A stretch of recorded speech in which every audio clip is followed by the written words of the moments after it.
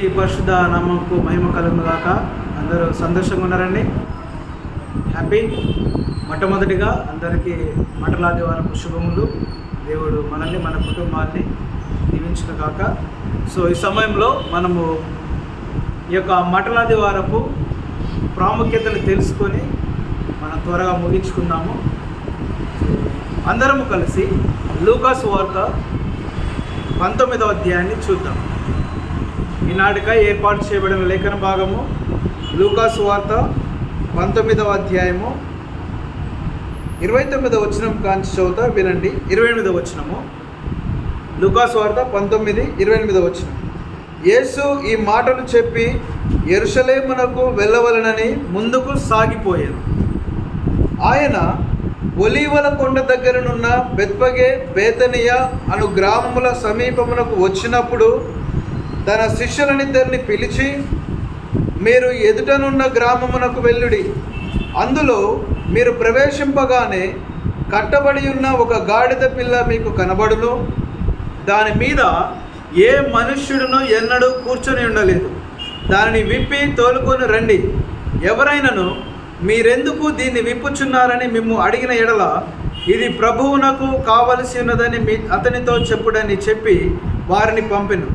పంపబడిన వారు వెళ్ళి ఆయన తమతో చెప్పినట్టే కనుగొని ఆ గాడిద పిల్లను విప్పుచుండగా దాని యజమానులు, మీరు గాడిద పిల్లను ఎందుకు విప్పుచున్నారని వారిని అడిగిరి. అందుకు వారు, ఇది ప్రభువునకు కావలసి ఉన్నదనిరి. తరువాత వారు యేసునొద్దకు దానిని తోలుకొని వచ్చి ఆ గాడిద పిల్ల తమ బట్టలు వేసి యేసును దాని మీద ఎక్కించి ఆయన వెళ్ళుచుండగా తమ బట్టలు దారి పొడుగునా పరిచిరి.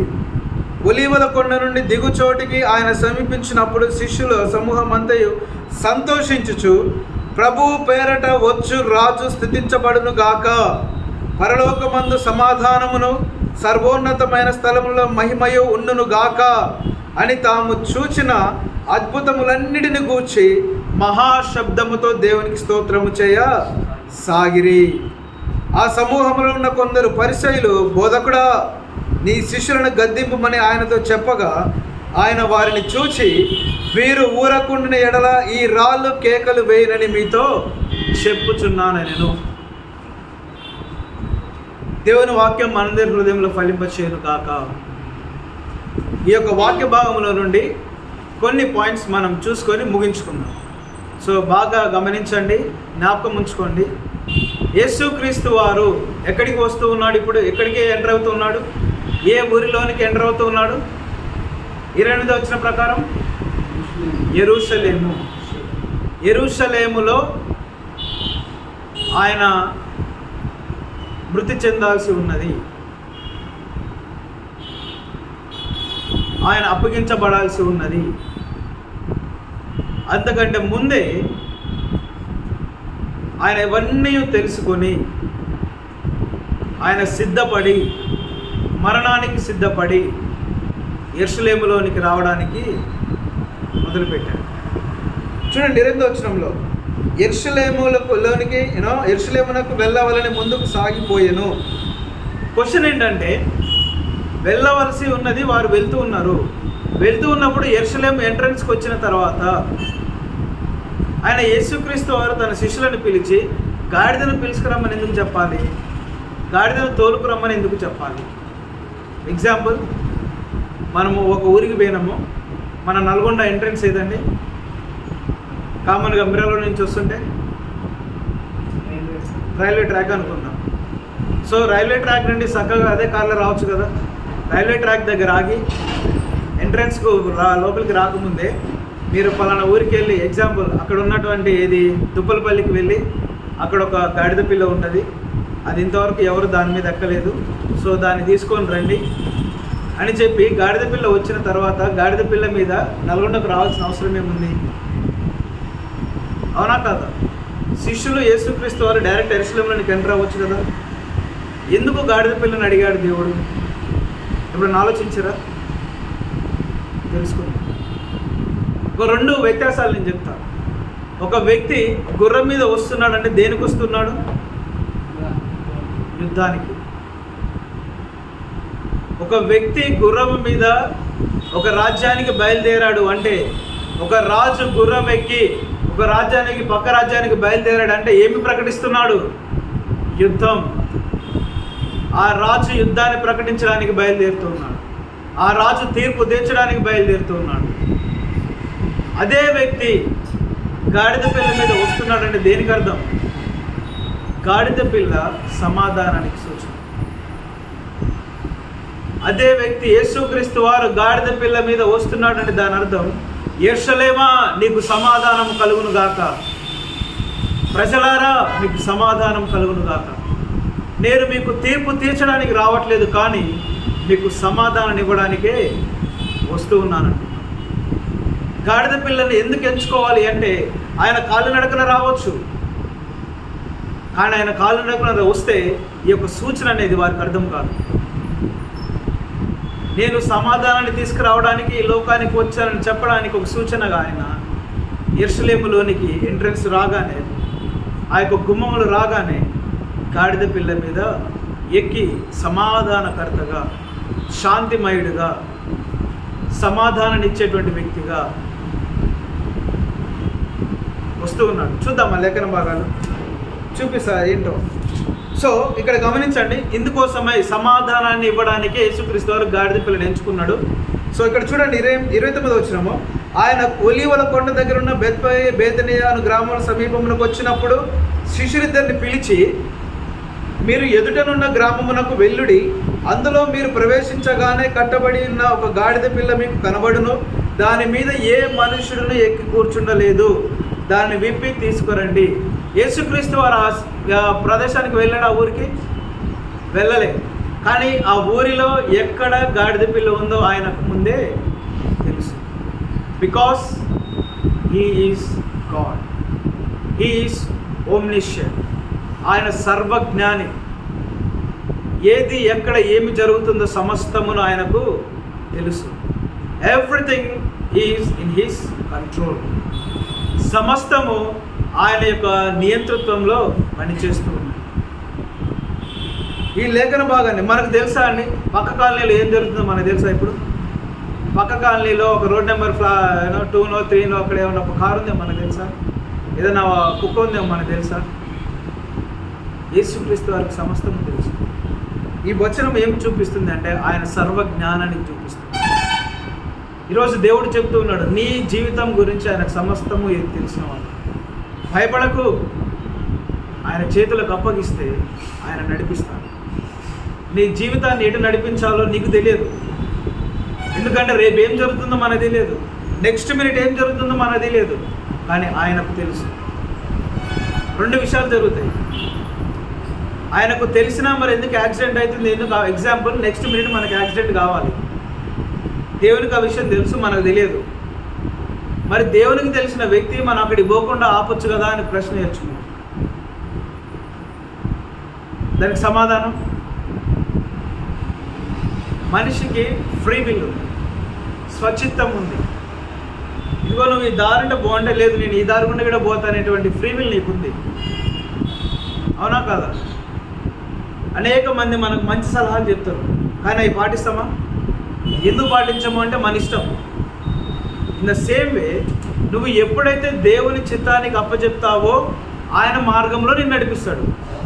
అలా కాకుండా లేదు నా ఇష్టానుసారంగా పోతూ ఉన్నానప్పుడు, మనకి ఇష్టానుసారంగా పోతున్న క్రమంలో మనకు రావాల్సిన అపజయాలు, మనకు రావాల్సిన శ్రమలు మనకు ఎదురవుతూనే ఉంటాయి. మనం కొని తెచ్చుకునేవి. దేవుడు ఏమైనా పాపం చేయమని పంపిస్తాడా? మరి పాపం చేస్తున్నామంటే దాని అర్థం మన ఇష్టానుసారంగా వెళ్తున్నట్టే కదా, దేవుని చిత్తానికి వ్యతిరేకంగా వెళ్తున్నట్టే కదా. కాబట్టి మనం ఇక్కడ ఏం నేర్చుకోవాలి అంటే, ప్రభువా నా చిత్తము కాదు, నా ఇష్టము కాదు, మీ చిత్త ప్రకారము పరిశుద్ధాత్మ జ్ఞానము చేత, పరిశుద్ధాత్మ గైడెన్స్లో నన్ను నడిపించమని ఆయన చిత్తానికి అప్పచెప్పుకోవాలి.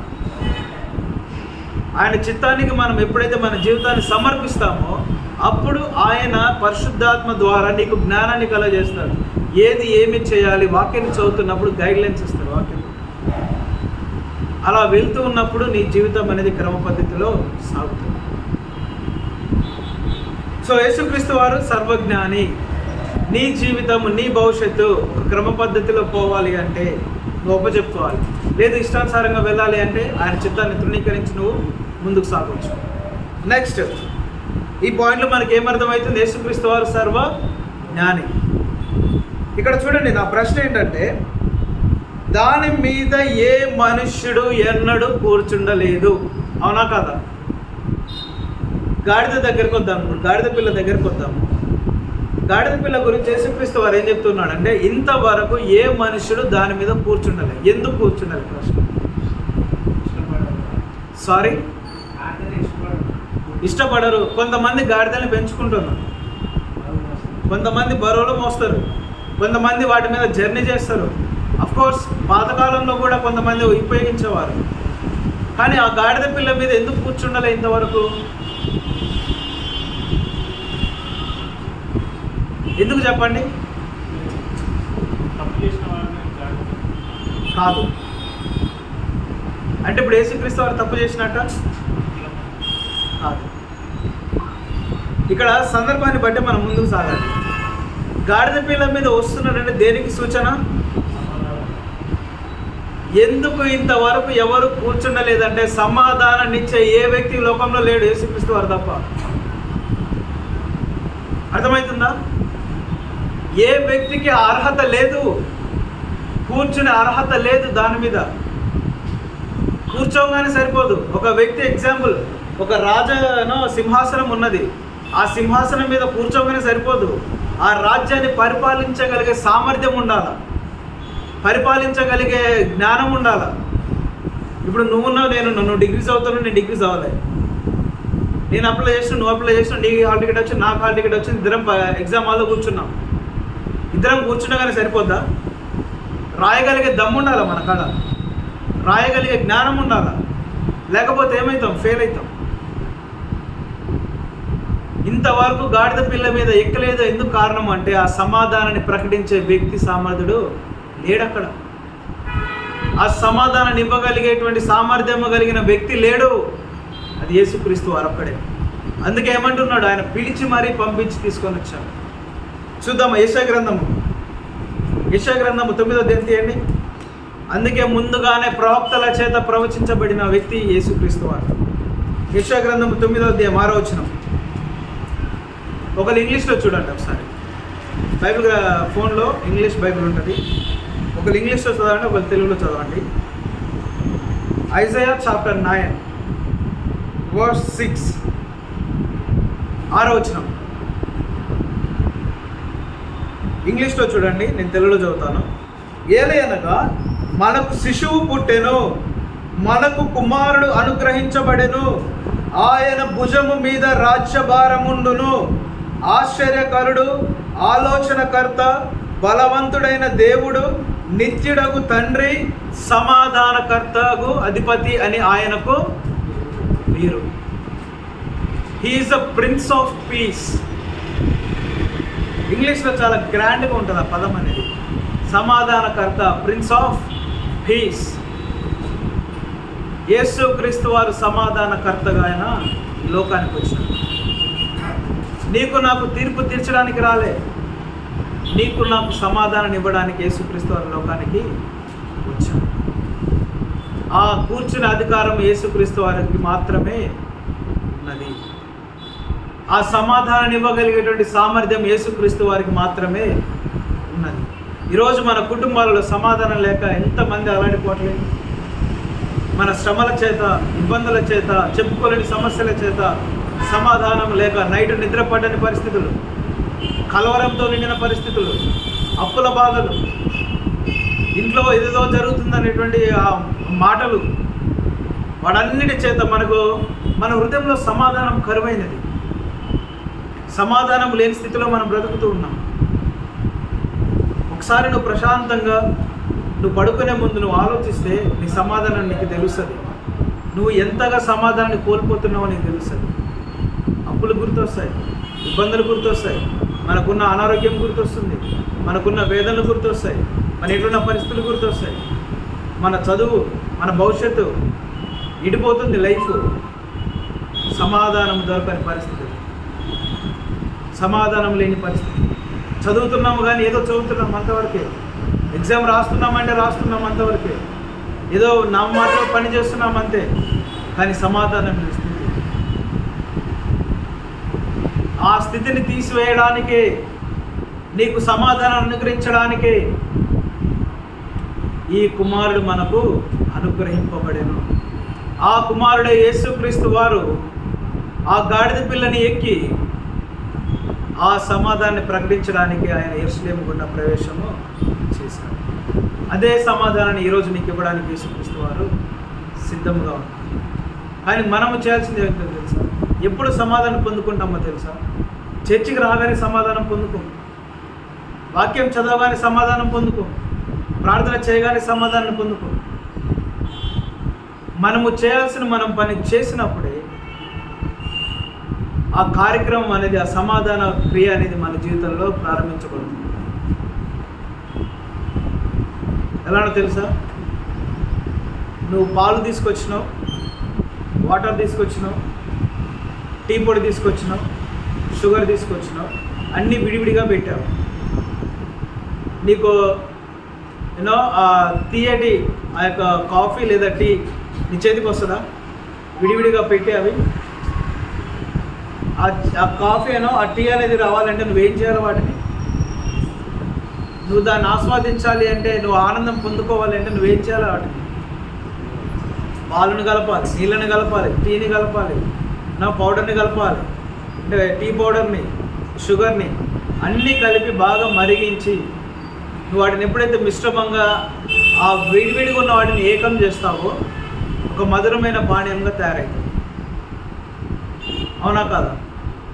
అవన్నీ కలిసిపోతేనే, ఒకదానికొకటి స్వభావం మైమరిచి అవి కలిసిపోతేనే అల్టిమేట్గా 5 కలిపితే ఒక అవుట్పుట్ అనేది వస్తుంది. ఇన్ ద సేమ్ వే నువ్వు ప్రార్థించిన, వాక్యం చేసిన, ఆరాధనకు వచ్చిన, ఆరాధన చేసిన, చర్చికి వచ్చిన, ఇంకేం చేసిన సమాధానం అనేది రాదు. ఎందుకు రాదు తెలుసా? ఫస్ట్ నీ యొక్క ఆత్మను, నీ యొక్క మనస్సును, నీ యొక్క జీవితాన్ని యేసుక్రీస్తు వారితో కూడా ఏకం చేయాలి. లాస్ట్ వారం తెలుసుకుందాం, ఆయన యందు నిలిచి ఉండాలి. నువ్వు ఎప్పుడైతే నువ్వు యేసుక్రీస్తు వారితో ఏకీభవించి నీ సొంత రక్షకునిగా అంగీకరించి మారు మనస్సు పశ్చాత్తాపం పొంది రక్షణ పొందుకొని బాప్తిస్మం తీసుకొని తిరిగి లేస్తావు, ఆయన యందు నువ్వు అంటుకట్టబడడం ప్రారంభిస్తావు. యెషయా గ్రంథంలో సమాధానకర్త ఎవరండి? మనం ఎవరి గురించి చదువుతున్నాం? యెషయా గ్రంథంలో ద ప్రిన్స్ ఆఫ్ పీస్ ఎవరండి? యేసుక్రీస్తు వారు. పరిశుద్ధాత్మ దేవునికి ఇంకో పేరు ఉంది, ఏమని? ఆదరణకర్త. అవునా కాదు? మీ మీదకు నేను ఆదరణకర్తను పంపిస్తాను. ఈ శాంతి కావాలన్నా, ఈ సమాధానం కావాలన్నా, ఈ ఆదరణ మనకు రావాలన్నా మొదట యేసుక్రీస్తు వారిలో మనము నిలువబడాలి, మనలో యేసుక్రీస్తు వారు నిల్చుంటారు. ఎప్పుడైతే మనము మమేకమవుతామో, కలిసిపోతామో, ఆ క్రియ అనేది ప్రారంభించడం మొదలవుతుంది మన జీవితం. ఆ సమాధానం అనుభవించడం మనము రుచి చూస్తాం మన జీవితంలో. అందుకోసం మనం ఏం చేయాలి? మన జీవితాన్ని, మన హృదయాన్ని దేవునికి సమర్పించాలి. నువ్వు దేవునికి సమర్పించకుండా నువ్వు ఎంతకాలం ప్రయాణం చేసినా నువ్వు సమాధానం పొందుకో. మన జీవితంలో సమాధానం ఉండదు, మన హృదయాల్లో సమాధానం ఉండదు, మన కుటుంబంలో సమాధానం ఉండదు. నువ్వు యేసుక్రీస్తు వారిని ఆహ్వానించాలి, నీవు ఆయన చిత్తానికి నీ జీవితాన్ని అప్పచెప్పు. ఎప్పుడైతే ఈ రెండు జరుగుతాయి, ఎప్పుడైతే మనం కలుస్తామో అప్పుడే క్రియ అనేది ప్రారంభం. సో కాబట్టి దేవుని యేసుక్రీస్తు వారికి నీ హృదయాన్ని అప్పగించుకోవాలి.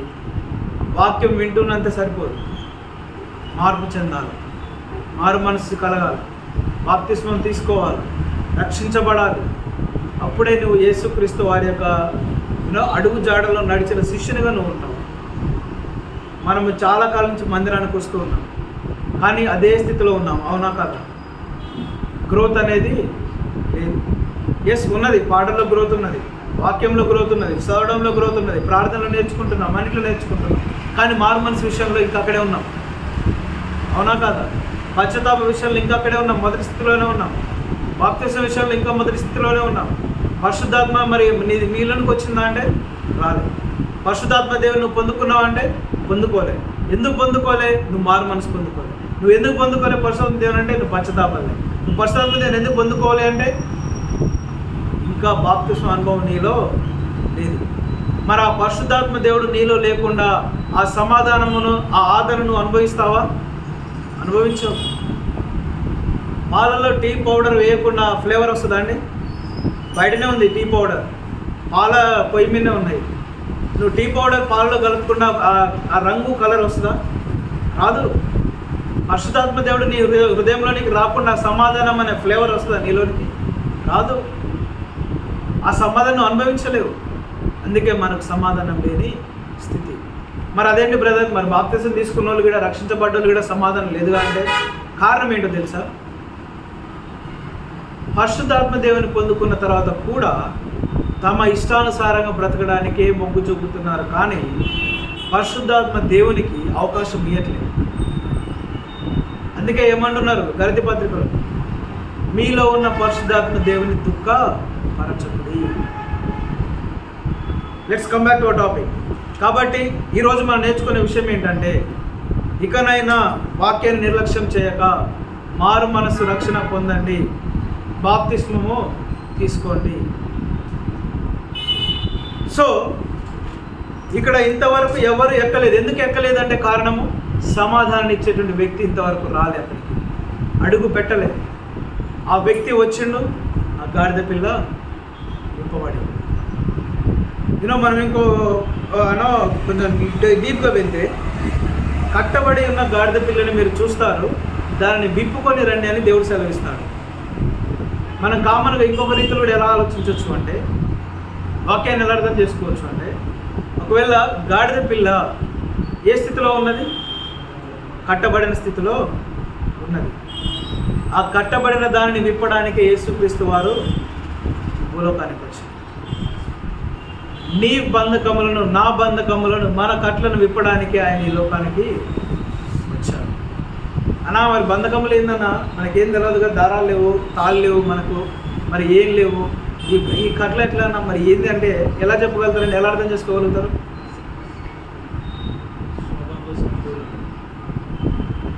మనకు కామన్గా ఉన్నప్పుడు అర్థం కాదు ఈ కట్లు అనేది. ఎప్పుడు కట్లు గుర్తొస్తాయంటే, నువ్వు ఎప్పుడైతే ఒక తప్పు చేసి అనుకోకుండా ఒక జైలు పాలయ్యో, లేకపోతే 10 మందిని నిలబడ్డప్పుడు 10 మంది నేను పాయింట్అవుట్ చేసి, ఇదిగో ఈ నేరస్తుడు, ఇదిగో వీడి దొంగ, హాస్టల్లో ఈ దొంగతనం చేసిండు, వార్డెన్ వచ్చినాడు, 10 మందిలో హాస్టల్ ముందర పిల్లలు నిలబెట్టినాడు. అప్పుడు నీకు ఎలా ఉంటుంది? నేరం మోపబడిన తర్వాత నెక్స్ట్ స్టెప్లో పోలీసు వారు రాబోతున్నారు. నెక్స్ట్ మినిట్లో నువ్వు జైలుకు పోతున్నప్పుడు నీకు ఎలా ఉంటుంది? ఆ పెయిన్, ఆ సిచ్యువేషన్ ఎలా ఉంటుంది? సడన్గా పోలీసు వారు వచ్చినారు, వార్డెన్ ఉన్నాడు, మొత్తం వాళ్ళ స్టూడెంట్స్ ఉన్నారు. సరే అయిందేదో అయిపోయింది, క్షమిస్తున్నానని ఒక వార్డెన్ మాట చెప్పి పోలీసు వాళ్ళని తిరిగి వెళ్ళండి అంటే ఎలా ఉంటుంది? ఇది మనకు అర్థం కాదు ఈ మాట. ఇప్పుడు నువ్వు ఎప్పుడైతే ఆ సమస్య గుండా వెళ్తూ, ఆ శోధనల గుండా వెళ్తూ ఉన్నప్పుడు, ఇక నీ జీవితము అదే అనుకున్న సందర్భంలో ఎదుటి వ్యక్తి వచ్చి నీకు ఒక అవకాశం ఇచ్చినప్పుడు అప్పుడు తెలుస్తుంది దీని విలువ. కట్టబడిన కట్లను విప్పడము అంటే కొన్నిసార్లు మనం చేయని తప్పు కూడా నిందించబడుతుంది, చేయని తప్పు కూడా శ్రమల పాలవు, చేయని తప్పులకు కూడా మనల్ని దూషిస్తారు, చేయని తప్పుని కూడా పేరు పెడతారు. అదొక భాగం అయితే, మన ఇంట్లో పరిస్థితులు, ఇంట్లో ఏం జరుగుతుందో అర్థం కాదు, కంటికి కనిపించవు కొన్ని పరిస్థితులు. కానీ ఏం చేసినా, మనం ఎంత కష్టపడ్డా మన సంపాదన అంతా చిరిగిన సంచులు వేస్తున్నట్లే ఉంటుంది. పొద్దున్న నుంచి సాయంత్రం వరకు ఎంతో కష్టపడతాం, కానీ దాన్ని అనుభవించాం మనం. అవునా కాదా? కడుపు నిండా తినంగడ వాటితోటి అసలు ఏం జరుగుతుందో అర్థం కాదు. అనారోగ్య పరిస్థితులు, అప్పుల బాధలు, మళ్ళీ 24 గంటలు కష్టపడుతూనే ఉంటాం. ఏం జరుగుతుంది? మన కంటికి కనిపించినటువంటి పరిస్థితులు మనల్ని అనుకున్నప్పుడు, ఏమి చేయాలో అర్థం కాక ఏడుస్తూ ఉన్నప్పుడు మనలో మనం కృంగిపోతూ ఉన్నప్పుడు ఏంటి నా పరిస్థితి, ఏంటి నా ఇంటి పరిస్థితి, ఎదుగు లేదు, అభివృద్ధి లేదు, ఏది లేదు, ఎక్కడ వేసిన గొంగలు అక్కడలాగానే ఉన్నది.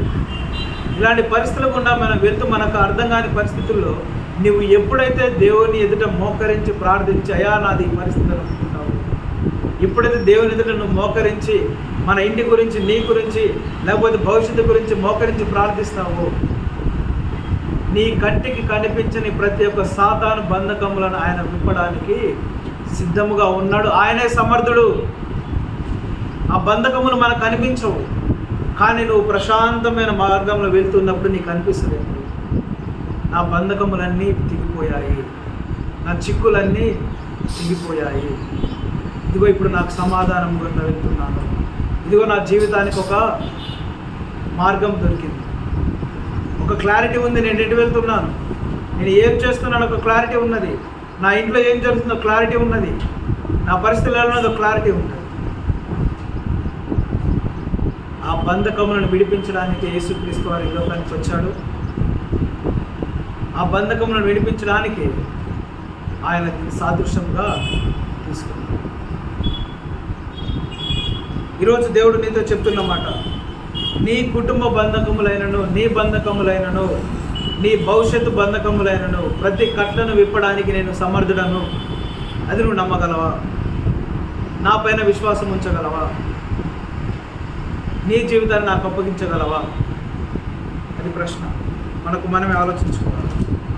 నెక్స్ట్ ఏమంటూ ఉన్నాడండి, ఇది చెప్పిన తర్వాత వాళ్ళు తీసుకొని వచ్చారు, దాని మీద వాళ్ళు బట్టలు వేసి శిష్యులు ఆయన కూర్చుండబెట్టి ఆయనను జయోత్సాహకరముగా ఒక రాజుగా ఆయనను యెరూషలేము పట్టణంలోనికి ఆహ్వానించారు. ఎవరి రాజు? ఈ రాజు యూదులకు మాత్రమే రాజు కాదు, ఈ రాజు నీ రాజు, ఈ రాజు సమాధానకర్త, ఈ రాజు సమాధానానికే అధిపతి. యెషయా గ్రంథము 9వ అధ్యాయం 6వ వచనంలో మనం చూసుకున్నట్లయితే ఏమని సెలవిస్తుంది? ఏమి చదివాడు? రాజ్యభారము ఆయన భుజముల మీద ఉంచబడెను. ఆ రాజ్యాన్ని కట్టడానికే ఈ భూలోకానికి వచ్చాడు. ఆయన రాజ్యం ఏంటో తెలుసా? భూలోకంలో మందిరమే. మన కంటికి కనిపించే యేసుక్రీస్తు వారి యొక్క రాజ్యం ఏంటో తెలుసా? Church, the body of Christ. సంఘం అంటే ఏంటో కాదు, ఆయన యొక్క శరీరము, అదే ఆయన రాజ్యము, మనమే ఆయన రాజ్యము. మనలను కట్టడానికే ఆయన మీద మన భారము ఉన్నది కనుకనే ఏమని ఉంటుంది వాక్యంలో? ఇదిగో సమస్త పాప భారం మోసుకొని పోవు గొర్రె పిల్ల, నీ భారమును నా భారమును మోయడానికి ఆయన భూలోకానికి వచ్చాడు. నీ కొరకు నా కొరకు మరణించడానికి ఆయన భూలోకానికి వచ్చాడు. నీవు నేను చేసిన తప్పిదములు ఆయన మీద వేసుకోవడానికే ఆ రాజ్య భారము ఆయన భుజముల మీద ఉంది కాబట్టే ఆ భుజముల పైన ఆయన శిలువ మోసాడు కలువరి వరకు. ఆ భారము ఉంది కాబట్టే ఆ కలువరి శిలువలో ఆయన ప్రేలాడాడు. ఆ భారాన్ని మోసాడు కాబట్టి ఈరోజు నీకు సమాధానం అనుగ్రహించబడింది.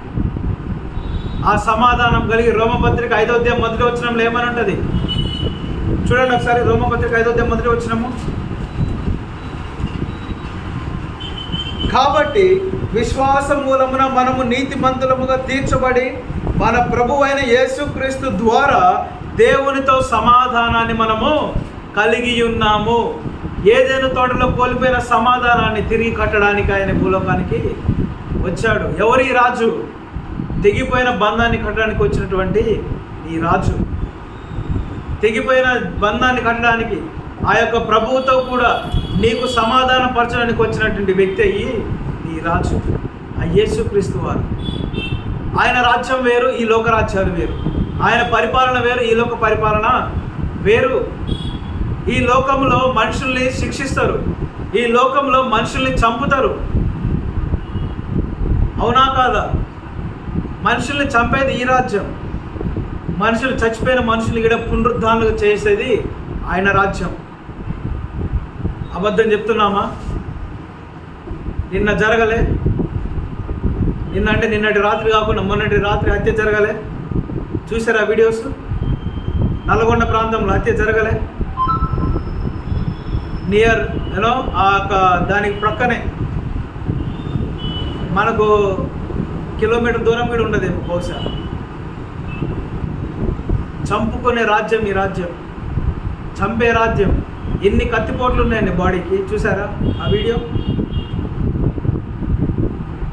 నిర్మానుష్యంగా అక్రమము విస్తరించడం చేత అనేకుల ప్రేమ చల్లారుతుంది.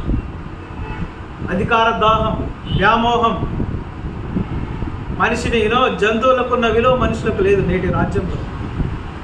అవునా కాదా? ఒక రోడ్డు మీద ఒక ఆవు చనిపోతే వేలకు మంది గ్యాదర్ అవుతారు. అధికారులు వస్తారు, నాయకులు వస్తారు, అందరు వస్తారు. కానీ ఒక వ్యక్తి చనిపోతే ఎవరు రారు. అది ఈ రాజ్యం. కానీ నీ యేసే రాజ్యం అలా కాదు. నీకు విలువిచ్చే రాజ్యం ఆయనది, నీకంటూ విలువని తీసుకొచ్చే రాజ్యం ఆయనది. నీ ప్రాణానికి, నీ జీవితానికి, నీ భవిష్యత్తుకు విలువనిచ్చి, గౌరవాన్ని ఇచ్చి, ఆధిక్యతనిచ్చి, నిన్ను తనతో పాటు కూడా ఏలుబడి చేసేటువంటి రాజ్యం ఆయనది. క్రైస్తవులకు ఈ రాజ్యంలో స్థానం లేదు. అవునా కాదా? హైదరాబాద్లో కూడా మొన్నటికి మొన్న క్రైస్తవుల మీద దాడి జరిగింది. హైదరాబాద్లో ఎల్బీ నగర్లో వీడియో చూసారా? యూట్యూబ్లో ఉన్నది. స్వార్థ ప్రకటిస్తున్నారని చెప్పి తరిమి కొట్టారు హైదరాబాద్లో మొన్ననే. క్రైస్తవులకు చోటు లేదు ఈ రాజ్యం. అందుకే నీ నా భారము ఆయన భుజముల పైన వేయబడి, ఆయన జీవితాన్ని, నీ జీవితాన్ని ఆయన చిత్తాన్ని కప్పచెప్పుకుంటేనే ఆయన రాజ్యంలో నీకు స్థానం. లేదు మన ఇష్టానుసారంగా బ్రతికితే ఆ రాజ్యంలో ఉండదు, ఈ రాజ్యంలో. కాబట్టి మనం జ్ఞాపకం ఉంచుకోవాలి, సమాధానాన్ని ఆయన కలుగ చేశాడు. ఇవ్వడానికి కాదు, కలుగ చేశాడు. ఆ కలువరి శిలువలో రక్తము కార్చి ప్రాణము పెట్టి మన కొరకు మరణించి తిరిగి లేచి మా తెగిపోయిన బంధాన్ని కట్టి, ఇదిగో ఈ ప్రియకుమారులు ఇప్పుడు వీళ్ళు నీతిమంతులు, పరిశుద్ధులు అని దేవునికి ప్రజెంట్ చేసి తెగిపోయిన బంధాన్ని కట్టి మరలా మందిరంలో ఉండేలాగా ఆయన అనుమతించాడు. కాబట్టి మనం ఏం చేయాలి? ఆయన చిత్తానికి మన జీవితాన్ని అప్పచెప్పాలి. ఇది నీ దేవుని యొక్క రాజ్యం. ఆయన రాజ్యాన్ని మనం కట్టాలి. ఆ సమాధానకరమైన రాజ్యాన్ని కట్టాలి. మనుషుల్ని చంపుకోవడం కాదు, మనుషుల్ని ప్రేమించడం మన రాజ్యం. మనుషులకు విలువ ఇవ్వడం మన రాజ్యం. మనకంటే ఎదుటివారు గొప్పవారిని చెప్పుకునే రాజ్యం మనది. మనకంటే ఇంకో ఎదుటివారే ఎన్నో గొప్పవారు, హెచ్చుగలిగిన వారు, జ్ఞానవంతులని చెప్పుకునే రాజ్యం మనది. యేసుక్రీస్తు రాజ్యం వేరు, ఈ లోక రాజ్యం వేరు.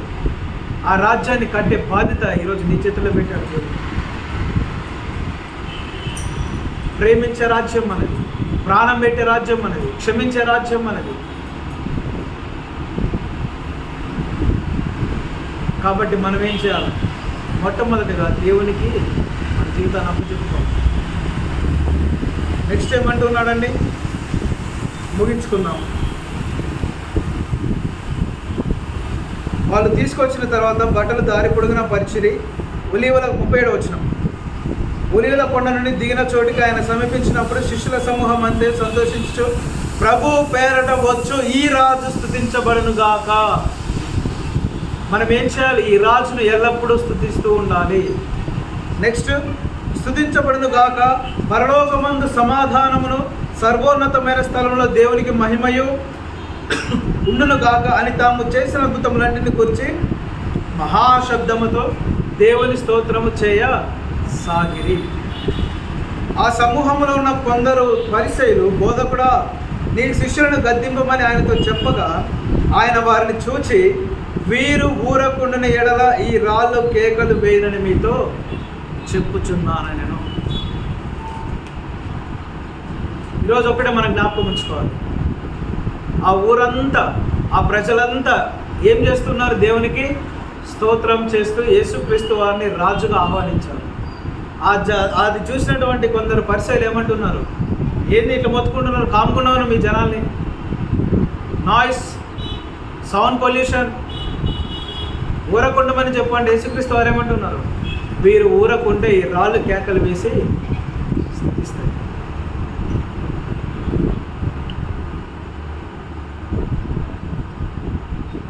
బాధాకరం ఏంటంటే అలాంటి మనుషులు సంఘంలో ఉన్నారు. అలాంటి రాళ్ళ వలె మౌన స్థితిలో అనేకమైన సంఘస్థులు ఉన్నారు. ఈరోజు నువ్వు దేవుని సన్నిధిలో నువ్వు మౌనంగా ఉంటే, దేవుని స్తుతించలేకపోతే, ఈ 4 గోడలు దేవుని స్తుతిస్తూ ఉంటాయి. ఈ 4 గోడలు నీ గురించి సాక్ష్యం చెప్తాయి.